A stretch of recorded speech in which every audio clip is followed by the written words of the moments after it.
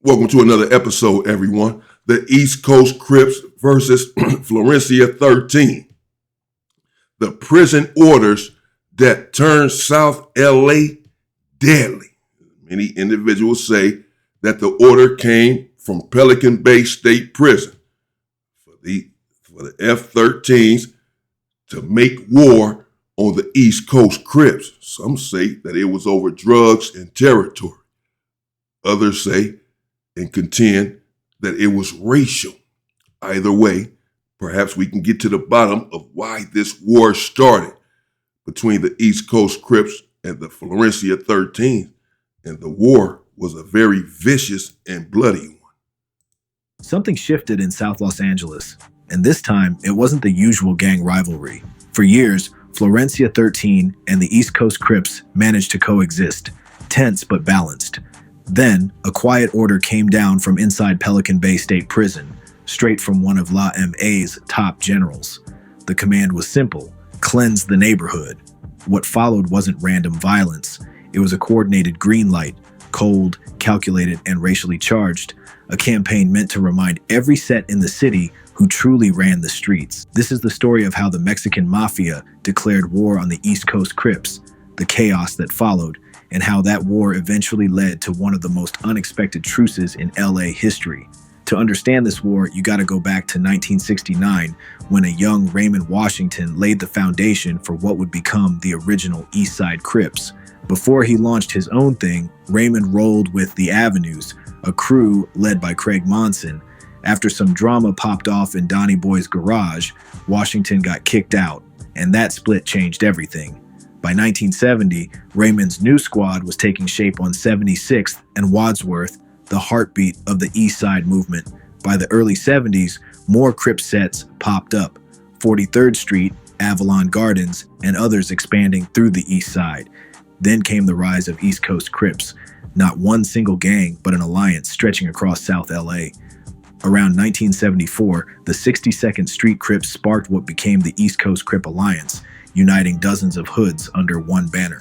Crews like Q102, Town Street Boys, 69 Shack Boys, 76 Shack Boys, and the 118 Block Crips all came under that East Coast identity. They rode with the neighborhood Crip car connecting them to the Rolling 60s, Rolling 90s, and Rolling 40s. Together, they were known as the East Coast Neighborhood Crips, but unity always has an expiration date. The East Coast built a rep as a strong, structured, and aggressive alliance, and by the late 80s, their power had drawn eyes from the other side of the racial line. Florencia 13, known simply as F13, started decades earlier in the Florence-Firestone area of South Central LA. By the 1990s, they were one of the largest Sureño gangs in California, rolling deep with thousands of members and direct ties to the Mexican Mafia. Inside prison, the Mafia had one rule: all Hispanic gangs south of Bakersfield owed allegiance and taxes, but the Mafia wanted more than money. They wanted control. And by the early 90s, their influence was spilling out of the cell blocks and onto the street. Leaders like Rodolfo Cheyenne Cadena and Joe Pegleg Morgan had built the structure decades before. By the mid-1990s, La MA began directing Latino sets to stop fighting each other and instead target black gangs, especially those moving drugs through Hispanic neighborhoods. That was the moment Florencia 13 stopped seeing black gangs as neutral. And the most Stop fighting amongst yourselves and target black gangs. Target whomever except one another. Stop taking out one another and target someone else outside of your own community. Fools. visible black presence near their stronghold was the East Coast Crips. At first, the two groups coexisted. Both made money, both ran corners, both understood boundaries. But in the mid-1990s, something small sparked into a decades-long war. In 1996, members tied to the 65 Hustlers, who were connected with East Coast Crips, shot a Florencia member, setting off immediate retaliation. There was an attempt at peace, a meeting at Palm Elementary School, where both sides tried to squash the beef. It didn't last. By 1999, Florencia 13 was in open conflict with nearly every East Coast set on the east side of South LA. What ignited it all? According to court records, a drug load dispute. A driver allegedly affiliated with the 68 or 69 East Coast Crips was transporting 200 to 300 kilos of product for Florencia. He decided to keep it, sparking a chain of drive-bys, retaliations, and orders from prison. Behind bars, one name loomed large: Balio Babo Castellanos, one of the three kings of Florencia 13, running operations from Pelican Bay State Prison's SHU. Castellanos was sending handwritten kites to the streets with coded orders, established presidents for each barrio. Yeah, and supposedly, that was the word. That's really what kicked it off. The word came from prison, for one. And for two, it was over an individual running off with kilos upon kilos of product that did not belong to him, that belonged to them. And there was already strife, as we know. There was already tension. There were already beefs going on back and forth, apparently. But then this was really just the straw that ignited a real bloodbath. Collect taxes, handle discipline, and eliminate enemies, specifically the East Coast Crips. One directive was clear: wipe out the black gangs from Florence Firestone. That single line became a death sentence for dozens of people, some gang members, many innocent. The first incident happened on October 10th, 2003. 276 East Coast Crip members Brandon Fuller and Lawrence Nichols were out to make a statement. Lawrence and Brandon slid right into F13 territory looking for rivals. They saw a group of Mexicans hanging out on the sidewalk and pulled up to them, unleashing a hell of gunfire. They ended up hitting a female bystander named Araceli as they sped off. Within a few minutes, the two East Coast Crips drove a couple more blocks in F13's turf, looking for more victims to terrorize as they spotted another group of Hispanic people and began firing, this time taking the life of a 68-year-old man. Shortly after police caught up to Brandon and Lawrence and they were arrested, law enforcement was able to track the vehicle they were committing the crimes in, and the registration came back to Lawrence. While in custody, they later admitted that Lawrence was the driver of the vehicle and Brandon was the shooter. Brandon Fuller and Lawrence Nichols were both sentenced to life in prison. October 11, 2004, Emmanuel Romero, Mario Moreno, and Edgar Navarro, all tied to F13. Mario told the other two, "Let's go put in some work," pulling out a rifle as they rolled through 8-9 East Coast Crips territory in a stolen ride. Outside, a liquor store stood Robert Tyrone King and Daryl Dennard, two black men just drinking beer in front of the store. Moreno leaned out the window with a rifle and opened fire. Both men were hit in the back. Dennard died at the scene and King barely survived. Both men struck were not gang affiliated whatsoever. Romero and Moreno were charged with first-degree murder and attempted murder, plus gun and gang enhancements. Edgar Navarro was not charged for the crime as his life was taken 3 weeks later. Mario Moreno was separated for trial and received a life sentence, while Emmanuel Romero got 25 to life plus 25 for the firearm. That shooting turned up the temperature. Within months, more incidents followed, each one more reckless than the last. November 21st, 2004, Carlos Nava from Florence 13 shot and ended the life of Marlon Miller as he exited a gas station. One shot to the head was fatal. The very next day, his homie Raymond Perez was arrested for a separate shooting. While in holding at the police station, he called Carlos Nava, discussing their roles in both shootings. In other words, they were trying to get their stories straight and wanted them to keep quiet about any details for the time being. But stupidly, this call was made at the police station. Yeah, I let them get that out. Stupidly, this call was made at the police station. Yeah, you're on a recorded call. They're telling you that the call is recorded, and you're talking about unalivings, killings at the police station. Yeah, you're asking for a life sentence in that situation. But here we have it. They're going back and forth. A lot of individuals are losing their lives with this war. And, it's still really unclear as to how the war basically started, because it seems like there was some acrimony before this individual took off with the product, allegedly. But perhaps there was some sort of strife. I don't know. I'm not from the East Coast. And then after that, once that happened, then, all bets were off. But as we can see, it was not just over that deal. It was also racial, as the narrator has alluded to. The call came from prison and them saying that they want to cleanse the neighborhood run these individuals out and perhaps just make it a stronghold for them. That's it. Sometimes it's real simple. We don't have to overcomplicate it. And while caught in the moment, the police listened and recorded all phone calls made at the station, making their job, in this case, much easier. Shortly after Carlos Nava was arrested by authorities, and he admitted to the 2 shootings. Carlos also would admit that he was pressured by his friend Raymond to commit the act. Carlos would say that Raymond told him that an East Coast Crip member was at a gas station and to shoot him on sight. Carlos Nava received 90 years to life. April 15th, 2005, Colleen Enriquez was sitting on her porch in Florence Firestone when she saw a confrontation explode. Ya Oliva and a group of F13 members hurled racial slurs at a black man walking down the street.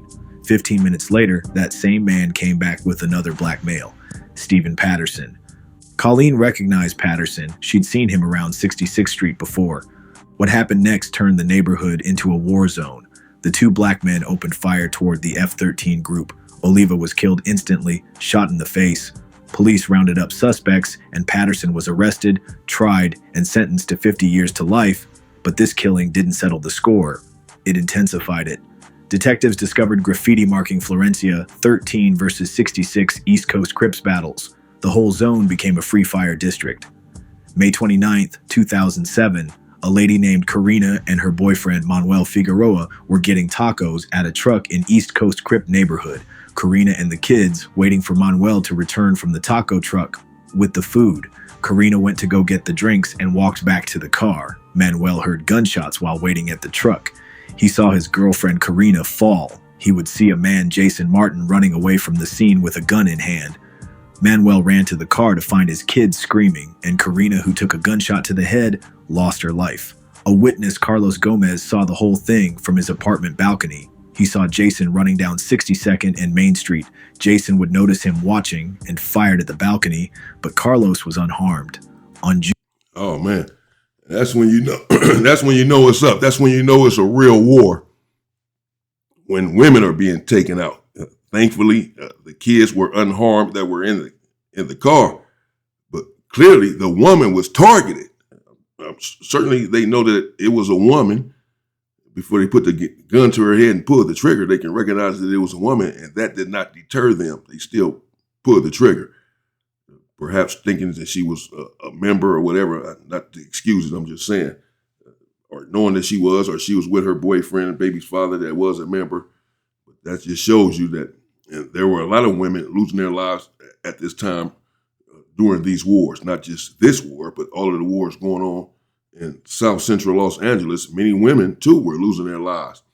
They were involved in a gang culture, steeply involved. This is not talked about often, but they were involved as well, and doing drive-bys and shootings and going to prison and being unalived like anyone else.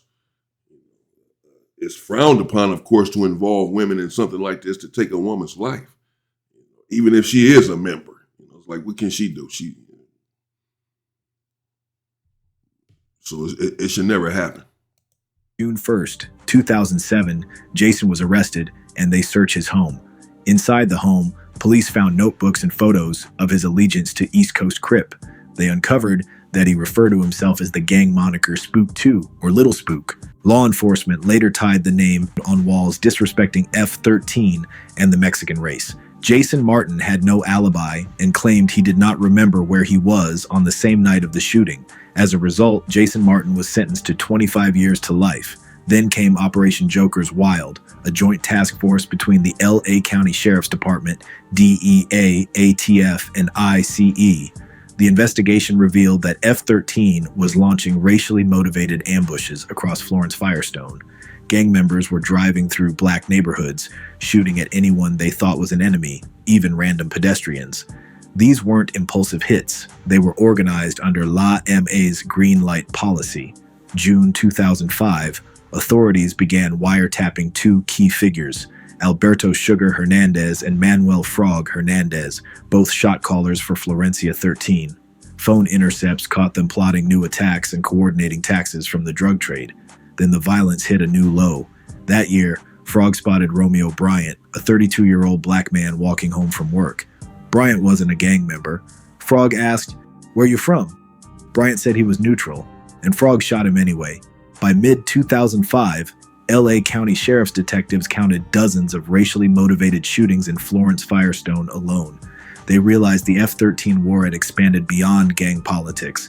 It was ethnic cleansing on city streets. Later that year, Yeah.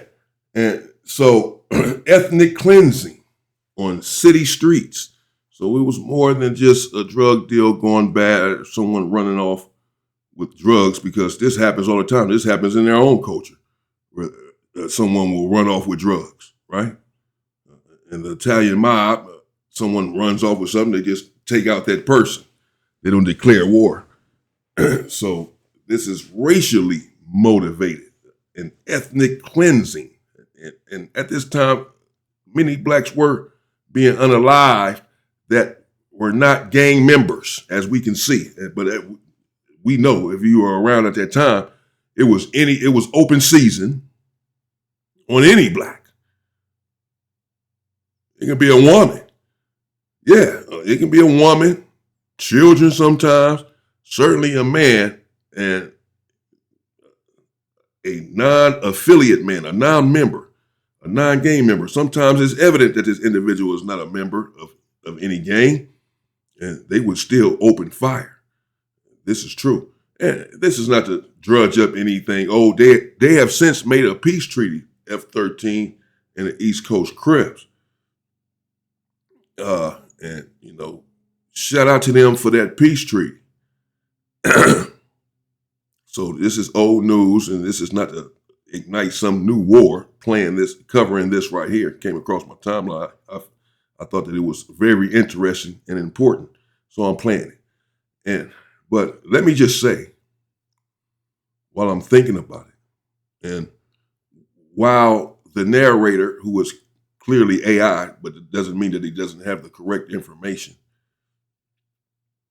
is telling the story and detailing how vicious this war was and how deadly this war was. Back and forth on both sides, for sure.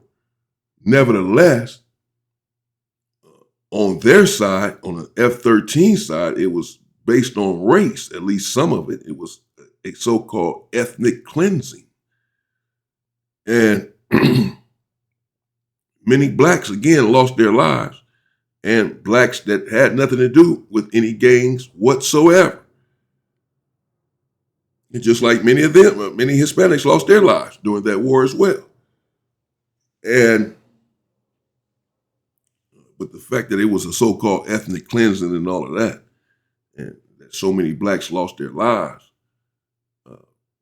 it just befuddles me, because I saw an individual who was a gang member, who was an OG gang member. I'm not even going to say his name. Like last year or something, when we were all talking about peace and trying to get this peace treaty going amongst the brothers to put our weapons down as it relates to one another. Not to point the weapons elsewhere at any other group or ethnicity, but to put the weapons down. And this OG gang member, this individual, this brother, was on there talking about, he did a video from his phone. He was outside at a corner on the sidewalk coming out of a liquor store or something, saying, man, y'all talking about peace and this and that. And, you got to understand that individuals that lost loved ones during these wars, these gang wars, there'll never be peace. People will never get over this. We'll never really be able to come together, because not everyone will always agree. Not everyone will be on board with it, because people are going to be upset, bitter, angry at the fact that they lost their brother, even though it was 20 years ago. The blood's going to say, man, the Crips killed my brother, my nephew, my father, what have you. And they've never gotten over it. And so it's never going to be peace. They're always going to hate this individual or hate this gang. So there can't be peace amongst black men. I'm thinking, what are you talking about? That happens all the time. That's part of the gang culture. And we have to forgive, and we have to forgive one another. And how can there not be peace because of past exploits when we didn't know any better? We were misguided and misdirected, indoctrinated with self-hate. It went back and forth. No side is guiltier than the other. We're all guilty. We all have our hands bloody, and we now want to wash our hands. We want to love one another and clean this up. And countries go to war all of the time, and unalive, untold millions from another country. And then they resolve the conflict and they move on, and they're not at war anymore. They don't hold on to the past or the bitterness of it all. And it's just striking to me that brother would say that. When I think about the atrocities that has happened to the black man in this wicked nation at the hands of other people, some of the worst stuff imaginable, decided by the United Nations that it was the worst crime against humanity, slavery. And some of the things that happened during slavery, I'm not going to detail them now, and since, and that are happening today. And all you do as black people is seek peace with the white man. After all he's done and continues to do, you still want peace with him. He's raped you, lynched you, fed your babies to alligators, cut your skin off, cut your hair off. And you still have peace with him. You're not out doing anything to him. So why we can't have peace with each other? Talking about some gang murder that happened 20 years ago.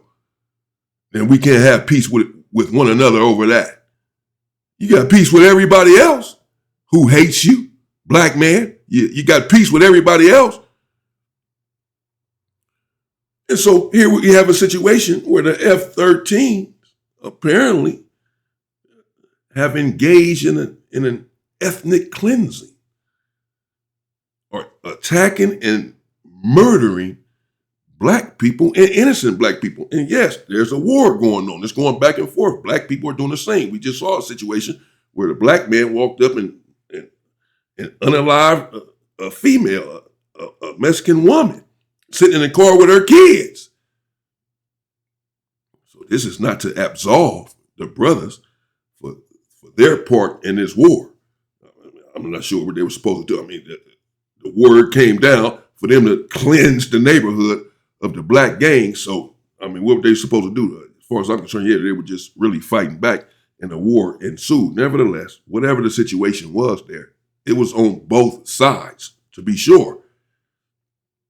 But still, the fact that so many innocent brothers lost their lives, and the fact that they really kicked it off, the fact that a lot of it was racial, the fact that a lot of the back and forth was really blacks trying to defend themselves and all of this stuff. And that's fine that happened, and then they were able to achieve peace, because this is what we want. Not just peace amongst ourselves, peace in the world, peace with humanity. We all should be able to be here and not feel threatened, not have our lives threatened every day. We all should live and lead a peaceful, tranquil life, all of us. But it still is befuddling to me that they were able to achieve this peace. The East Coast Crips and the Florencia 13,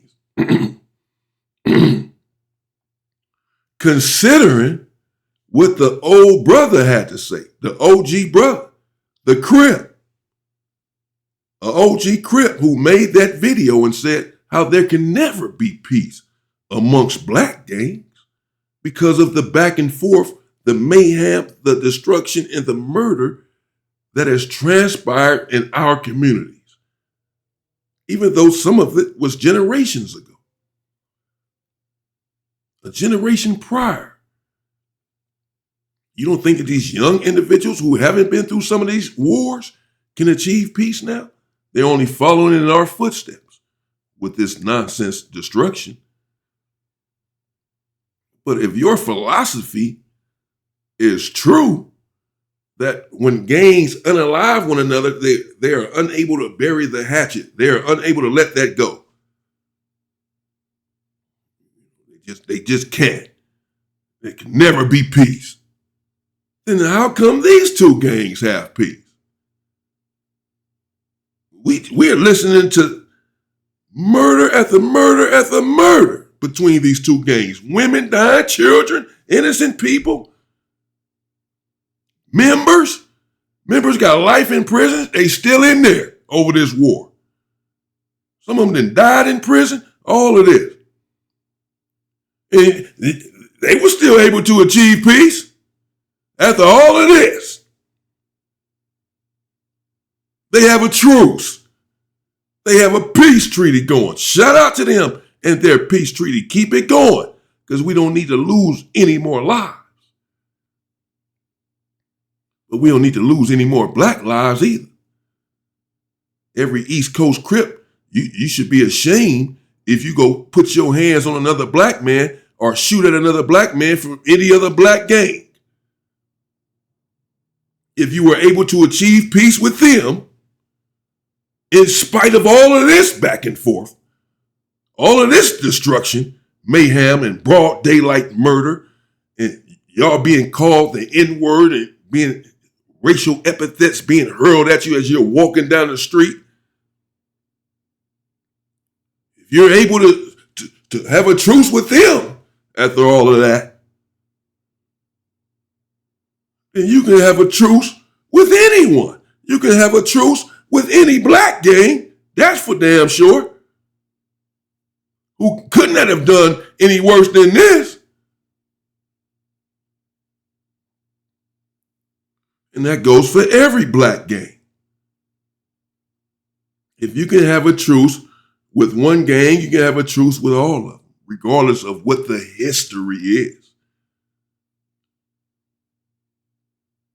We want to talk about history and us forgiving people in spite of history. We've forgiven everyone, including you know who has a sinister, dark history against the black man. You forgive them, you marry them, have kids with them, kiss their ass, lick their balls, you love them. You cherish them, you cherish the ground that they walk on. You forgive them, you have peace with them. You certainly want it, you beg for it. You walk around holding signs every day. Please see me as a human being. Black lives matter. My life matters. Please, please, please. Begging to be seen as a human being instead of demanding it by any means necessary. You're begging for peace with them. They just don't want peace with you. If they would give you peace and leave you alone, you'd be the happiest people on earth. You don't want no problems. You don't want nothing but peace with these people. That's it. You don't want revenge. You don't want war. And that's fine. But how can that be the case and you don't want peace with your own people? How can these two come together and have peace and have a truce?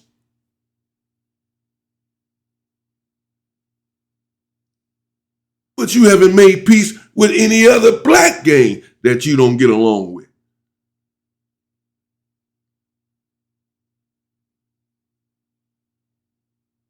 That's for any gang, as I said. This is not against the East Coast Crips. This is for any gang that has peace with any Hispanic gang after a war. How can you do that? How can you have achieved that peace and you don't have peace with black gangs? You're still out killing Negroes. You're still out killing black people. You haven't found it in your heart to forgive them and have peace with them. You can never do it. As the OG Crip said, you can never do that. They killed some of your homies. Well, so did they. Plenty of them. You still were able to achieve peace with them.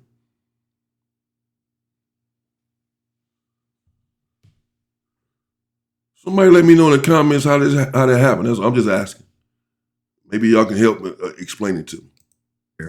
Another case rocked the neighborhood. September 3rd, 2005, two teenagers, JM, 15, and DJ, 17, were leaving a store in East Coast territory when a van rolled up. Inside were Frank Silva, Edward Dela Cruz, and Robert Contreras, all from Florencia 13. Silva opened fire with a 9mm. Dela Cruz backed him up with a shotgun.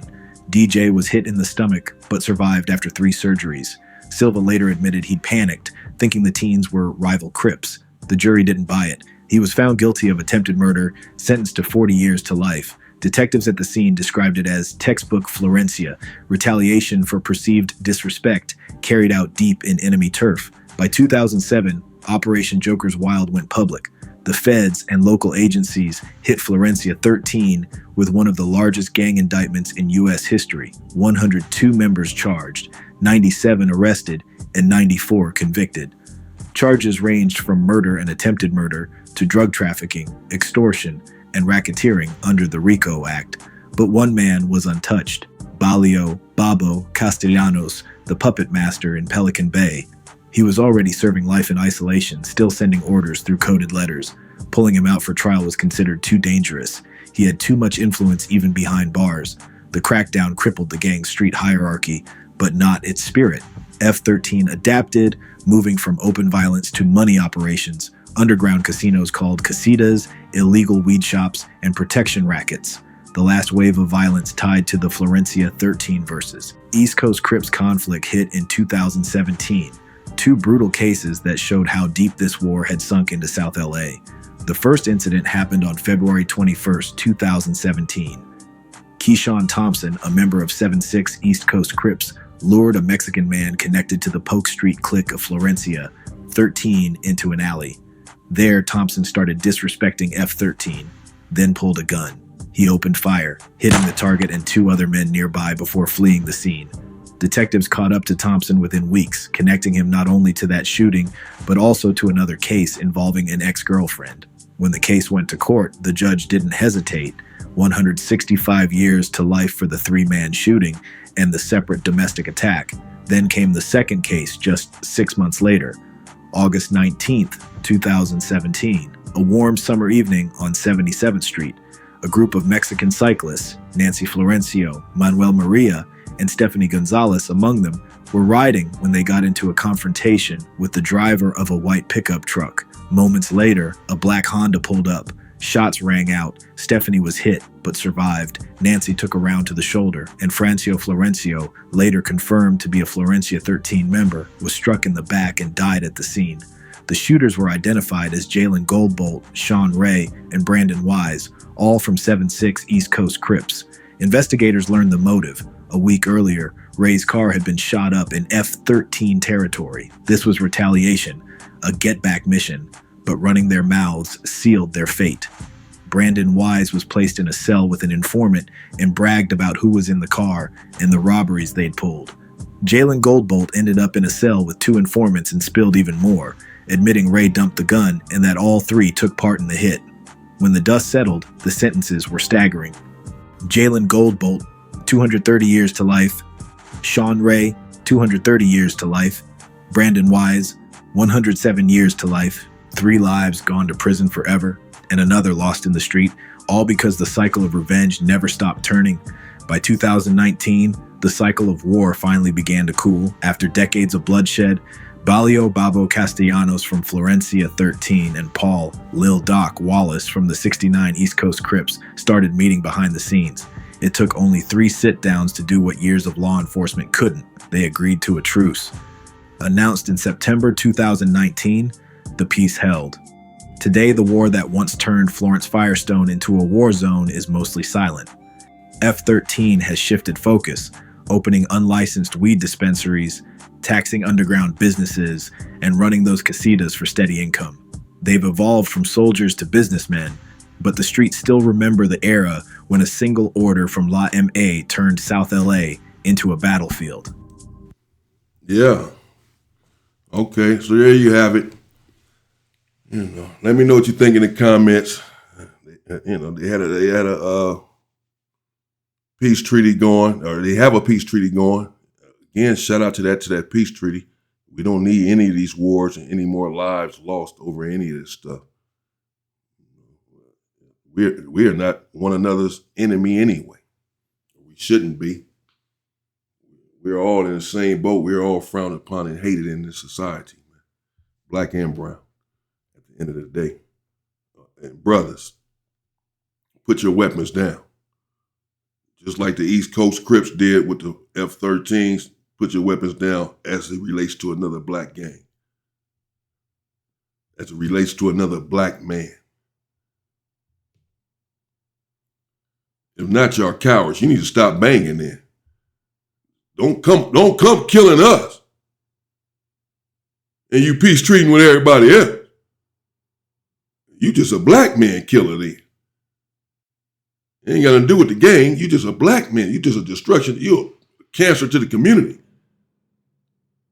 You got all this smoke. You got all your bullets with a black man's name on it, but nobody else. No, you're going to peace treat it and peace treat it. Peace treaty then. Peace treaty with your own people. Don't look at me crazy when I walk in your hood. I can't go to your park and sit down and have a soda pop with my niece and push her on the swing without y'all walking up, confronting me, asking me where I'm from, telling me I'm out of bounds. But other people can do it. You peace treating with them? No, it makes no sense to me. Zero. You're going to peace treat with your own people too. That goes for everybody, every gang. I'm talking to everybody, every black gang. From LA to Chicago. Every black gang. Either put the weapons down against one another, or you just a coward. You're not tough. You want peace with everybody else that's giving y'all hell. Yeah, you want peace. You just a coward.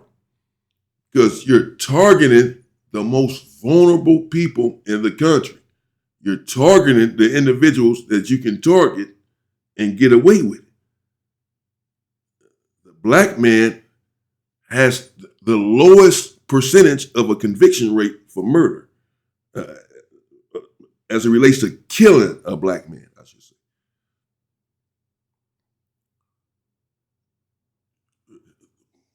The least amount of people in the country are convicted if they are charged with killing a black man. That's even for black people.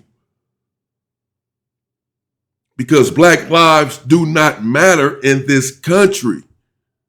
Period. Individuals know this, even black people know this, that they can kill a black man and get away with it. The chances of the murder being solved are slim to none. About 43% of the murders in the country go unsolved, period. So nearly half. So everyone has a 50% chance to get away with murder. That's anybody, everybody. Like literally. Half of the murders in the country go unsolved. That's the data. When it comes to black people being unalived, the rate skyrockets to how many black homicides are actually solved. Someone kill your kid and get away with it. They're not going to prison because they're not about to spend all of those resources trying to solve the case, investigate the case. Like as if they really care about your son being killed. They don't. They're out there killing them too. They want them dead. They don't care. So they're not solving these cases. Who killed Biggie Smalls? Who's in jail for life for that? And 30 years later, they finally lock up somebody for Tupac's murder. And he's still in 30 years. He got to live 30 years of his life out there. They don't care. These are famous, rich, famous black men. Can you imagine just one on a street corner? Good luck. And black men understand this too. That they can pull up. And they know that if they go to Beverly Hills or Calabasas and kill little freckle-faced Jimmy, that they're going to get the death penalty. That case is going to be solved. You're going down forever. They know that. Black men know that. They also know, even if it's subconsciously, that if I kill another black man, I got a chance of getting away with it way more than I got a chance of getting away with killing Jimmy. They don't even think about going over there dealing with Jimmy. That thought would never even cross their mind. Because the first thing going to come into your mind is, I'm going to jail. I'm getting a death penalty. I'm getting life in prison. Because you know that they're going to spend all of their resources to solve this case. They're going to find you. If you go over there and kill little freckle-faced Jimmy, you're not getting away with that. Just like that. Like you will pulling up on Crenshaw and unloading on Jermaine and driving off. Man, you can go home and just chill after that. They would rather keep you on the street. They're not trying to solve the case so that you can go kill another black man. They're not trying to lock you up until you got a good 5 of them under your belt. Then they'll come and get you and then give you life. And then there's 6 of them that they didn't took out. But the black man understands this too, even if it's subconsciously. I can't go over here and mess with these people. That'd be my ass. So let me go over here and target the most vulnerable in our society. Let me go over here and target the individuals that no one cares about. Let me go over here and target the individuals that no one is going to take care to try to solve and find out who done it. It's just going to be a who done it forever. When I think back to many of my homies who've lost their lives, I think back to many of them, their case has never been solved. No one's ever been arrested. From 30 years ago to 1 year ago, no one's been arrested. Because they don't care. They want us to stay up and keep knocking each other off. And you know that they don't care. You know that they're not going to solve the case. That's why you do it. Which makes you a coward. You won't go over there and do nothing to Jimmy because you're scared of the system and what they're going to do to you. But you'll go over here and target your own people because you know that they don't care about them either. So you're not going to care. I mean, that makes you a coward. Not a gangster. Stay safe and stay free.